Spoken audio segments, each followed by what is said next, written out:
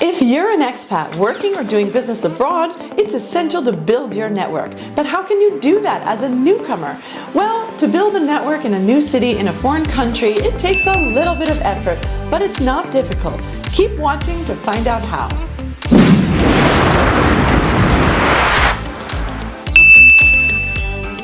As a first step, it's always good to go through people you know and build your network through your existing network, however small that network might be in the beginning.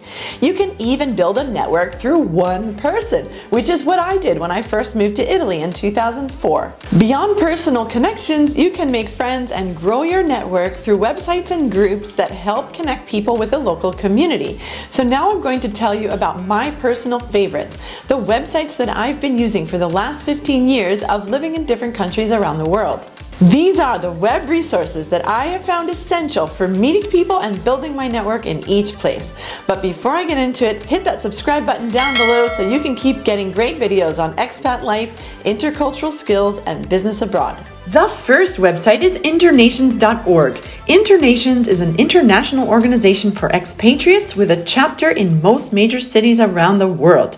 You can find out about doing business, expat life, housing costs, culture, professional networking opportunities, and much more. Sign up is free, but Albatross membership requires an annual fee and gives you privileged access to certain events. One example is, while living in Saudi Arabia, I joined the Outdoor Adventure group within the Internations Jeddah chapter and went on a desert hike with like 65 people from different countries around the world.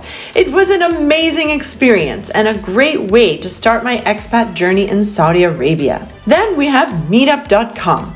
Meetup lists events, both in-person and virtual, all around the world. You can also sign up for groups according to your interests. It's free, but the events that the groups host may have costs involved.